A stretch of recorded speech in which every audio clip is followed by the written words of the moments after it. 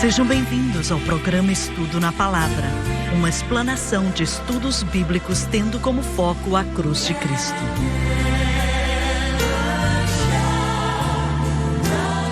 Muito bem, estamos de volta. Eu digo de volta. Pela graça de Deus, estamos de volta mesmo. Eu estava pensando em outra coisa aqui, mas é bom estar com você. Eu sou o evangelista Jimmy Swaggart com Lauren Larson, David Borg, Dr. Don Paul Gray, John Rosenstern e Dave Smith. É um prazer estar com você. Eu amo o estudo da Palavra de Deus. Sim. E considero o que esses irmãos aqui estão dizendo como algo precioso, pois confio muito no conhecimento deles da Palavra de Deus. Estamos honrados em ter você aqui para estudar conosco.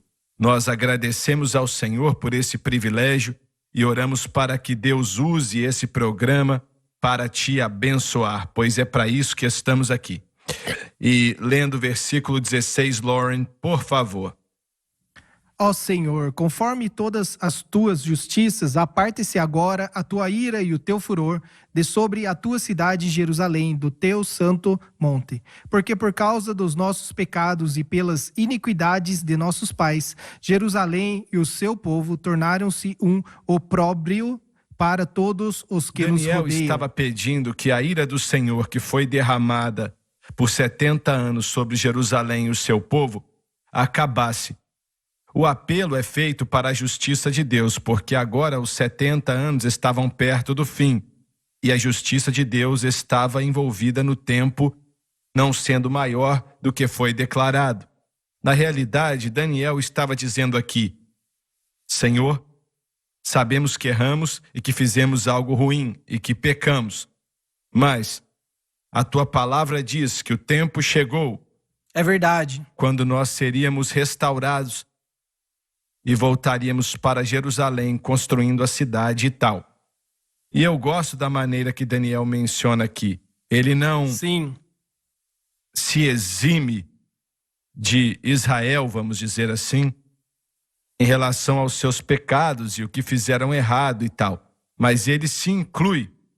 E não acho que Daniel fez nada para se arrepender, mas ele estava fazendo pelo seu povo. Agora, o quanto podemos nos colocar nesse lugar, eu não sei. Mas uma pessoa não pode ser salva para outra pessoa. Isso não é possível. Certo. E você não pode se arrepender por outra pessoa.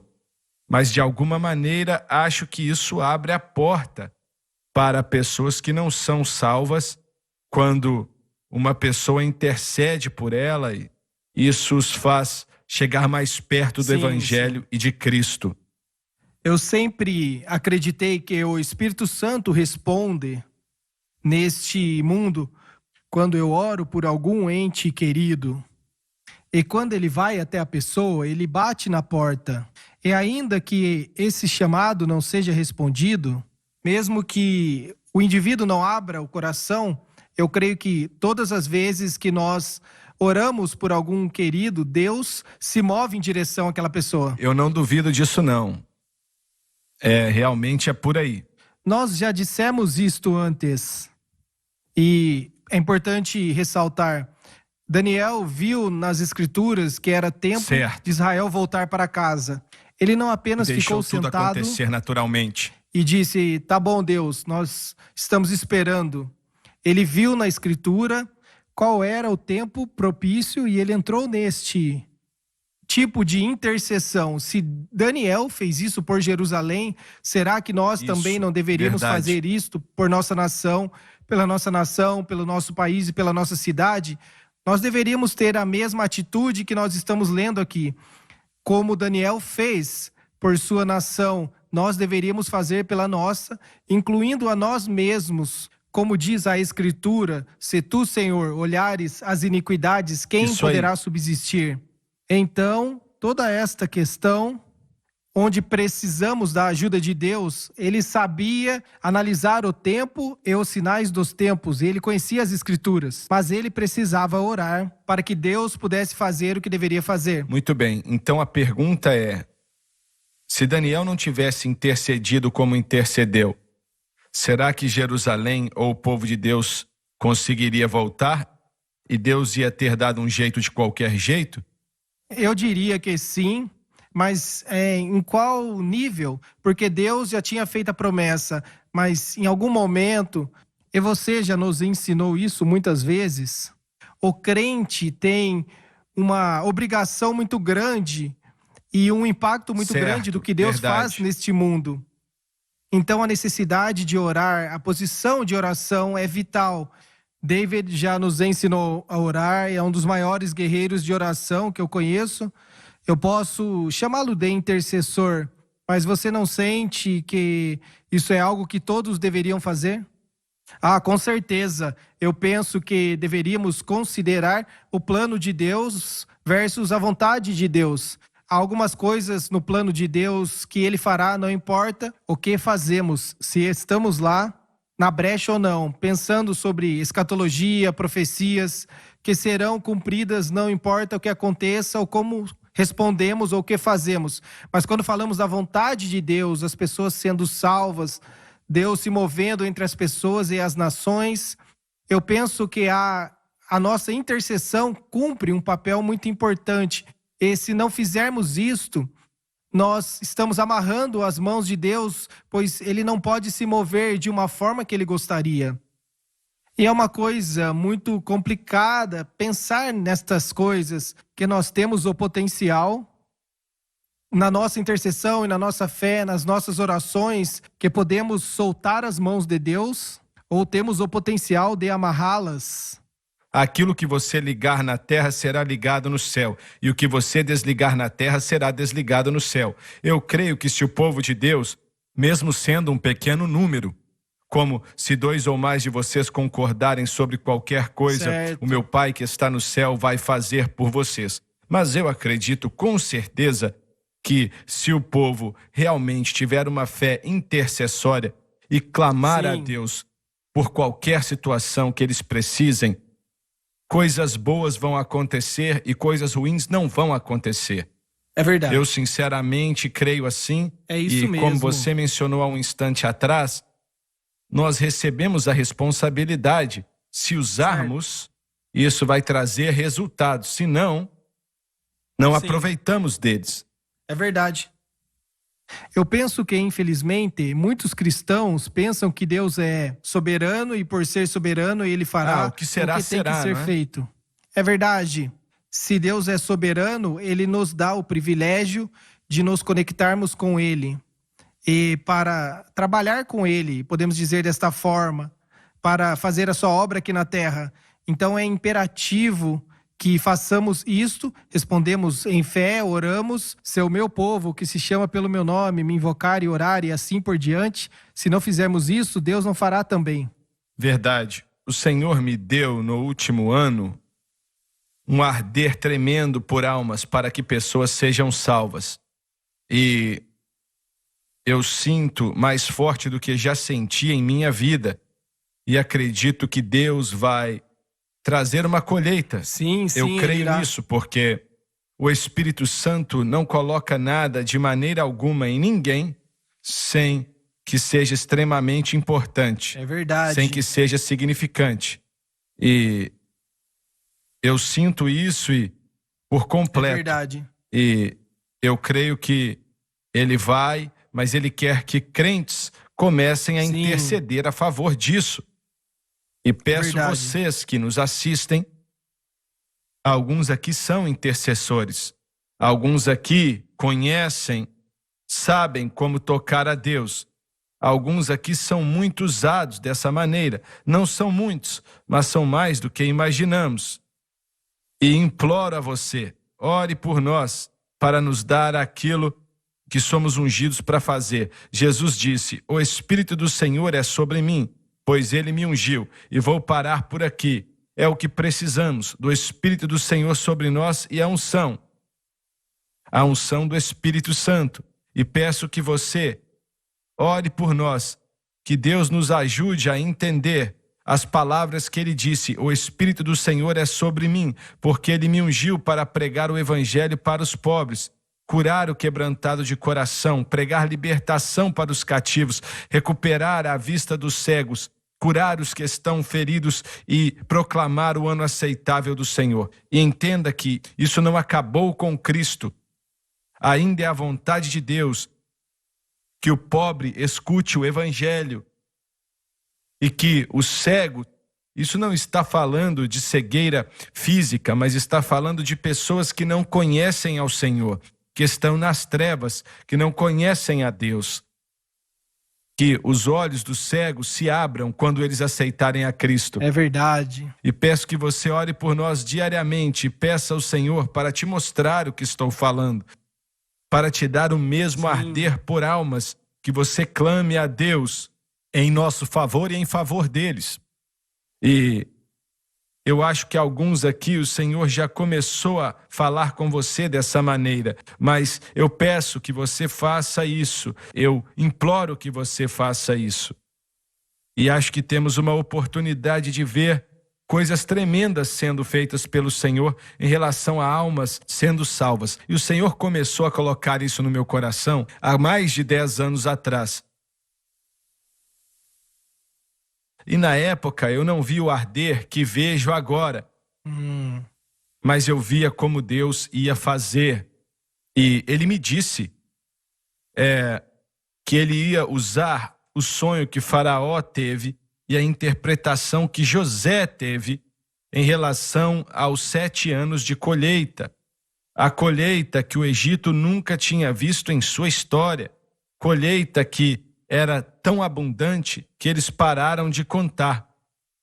José certamente foi colocado como senhor da colheita e construiu armazéns em todo aquele país e casas aonde era necessário. E o Senhor disse que aquele era um símbolo do número de almas sendo salvas.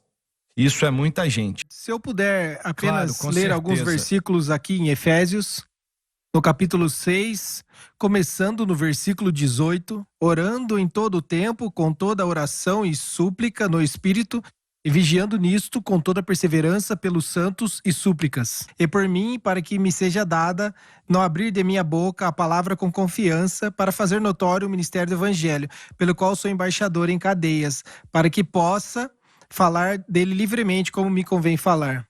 Ele está falando aqui que deveríamos crer e falar a palavra em amor para fazer a vontade de Deus, para que tenha a efetividade Espírito que de é Deus trazer as pessoas para Cristo. é tão poderoso, porque Ele é Deus e pode fazer qualquer coisa. Certo? Os seus atributos, como o poder do Espírito Santo de convencer, e eu não sei, eu era criança quando fui salvo com 8 anos e não posso dizer que estava debaixo de convicção antes, porque eu não me lembro. Talvez estivesse, mas eu não me lembro. Certo. Mas Deus é capaz de fazer com que a pessoa tenha tanta convicção É que verdade. estão erradas, vivendo no pecado. Eu me lembro, há anos atrás, na Califórnia, eu estava pregando em uma igreja por lá, e eu estava orando no porão, e eu não lembro se era pela manhã ou pela tarde, não lembro. E de repente um homem entrou no cômodo, eu não sabia quem ele era, e ele se assentou, haviam 3 fileiras ali, ele se assentou em uma, e disse: irmão Swagger, me perdoe por entrar aqui, mas eu não sabia o que fazer. E ele falou: eu sou um construtor, ou eu era construtor. Eu perdi o meu negócio e eu vivia para Deus, mas perdi minha família, perdi tudo que tinha. Perdi o meu negócio, olha, eu perdi tudo. Eu estou falido e é porque eu virei as costas para Deus. Eu virei as costas para o Senhor. E ele começou a vir para os cultos e eu não sabia quem ele era, mas ele estava debaixo de convicção. Sim. Por isso ele entrou naquele cômodo pedindo oração. Nós nos ajoelhamos juntos e buscamos o Senhor para que Ele tivesse misericórdia e graça sobre a vida dele. Mas aquilo foi uma convicção que veio sobre a vida dele e o trouxe àquele lugar. E eu Certo. não estou dizendo que o Senhor não faz isso se os santos de Deus não orarem. Mas acontece muito mais rápido quando a igreja está clamando a Deus pelo poder do Sim, Espírito Santo. Uma mensagem foi dada aqui na igreja há 20 ou 30 anos atrás, não lembro quanto tempo, que o povo estaria do lado de fora, na rua, teriam convicção do Espírito Santo, iam parar o carro e às vezes antes de entrar no prédio da igreja iam se prostrar e dizer: Deus, tem misericórdia de mim. Glória a Deus. No estacionamento.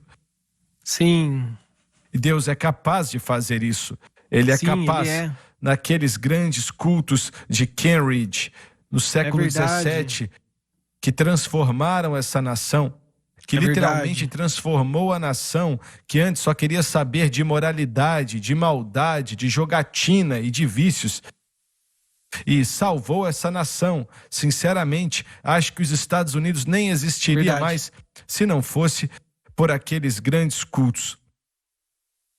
E eu lembro de ler sobre o John Sells, que se tornou um dos maiores pregadores metodistas que já viveu. E ele ouviu falar do culto e ia acabar com aquilo. Haviam 20 mil pessoas ali e ele ia acabar com aquela reunião. Quando ele chegou perto, ele ouviu e achou que fosse uma cachoeira. Ele pensou que fosse uma cachoeira muito forte. Chegou mais perto e viu que não era uma cachoeira, mas eram milhares de pessoas clamando a Deus. E de repente o poder de Deus veio sobre ele e ele caiu do cavalo. E quando ele se levantou um novo homem, salvo pelo sangue do Cordeiro. E o John Sells, bêbado, na maioria das vezes até aceitar a Jesus, ele estava debaixo de convicção. Deus usou tudo aquilo, toda aquela convicção.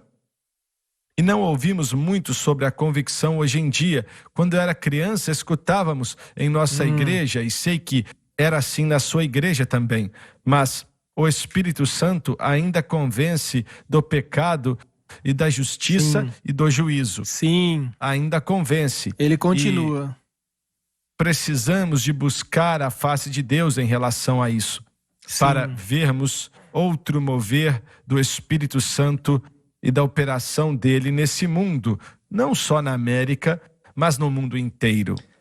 Amém. É o que eu quero ver. E no mundo inteiro. Quando oramos em direção daquela câmera, a oração do pecador, só Deus sabe o número de pessoas que pode ouvir isso. Sim. E entra diretamente na casa, no coração e na vida deles. E não é ameaçador.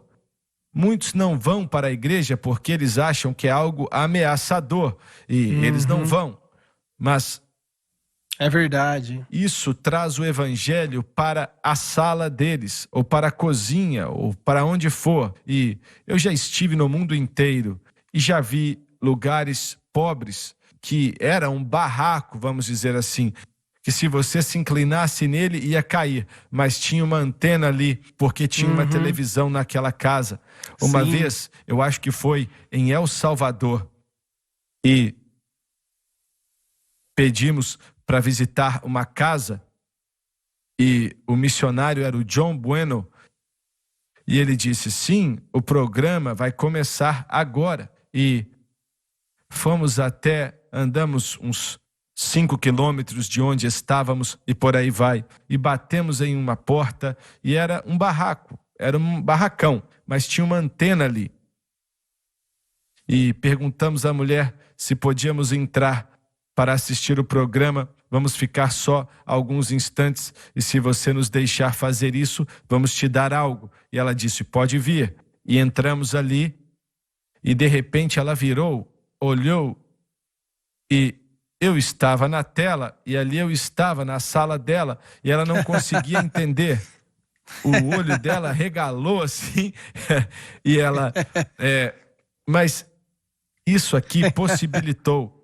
E temos um outro probleminha, que precisamos de oração. Satanás está tentando usar homens poderosos nesta nação para acabar com o evangelho, para livrar essa nação do evangelho a ponto de que não vamos precisar mais desse povo. Mas para ser sincero, essa nação precisa da igreja. Isso mesmo. Eu gostaria de ler este texto que está em Ezequiel capítulo 22 e as anotações do texto.